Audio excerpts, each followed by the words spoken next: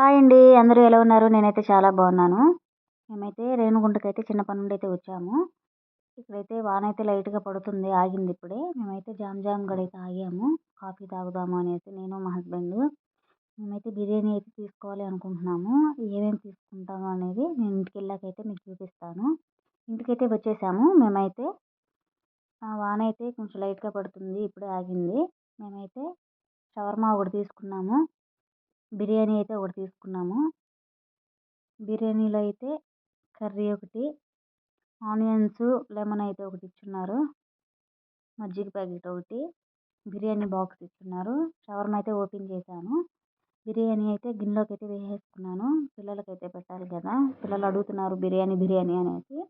బిర్యానీలో అయితే ఒక కోడిగుడ్డు, ఒక లెగ్ పీసు, 2 నార్మల్ పీసులు అయితే ఇచ్చున్నాడు. పీసెస్ అయితే ఎక్కువ ఇచ్చున్నాడు. క్వాంటిటీ కూడా ఎక్కువే బాగుంది.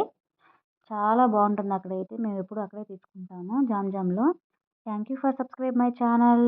మళ్ళీ ఇంకో వీడియోతో మీ ముందుంటా ఫ్రెండ్స్. బాయ్.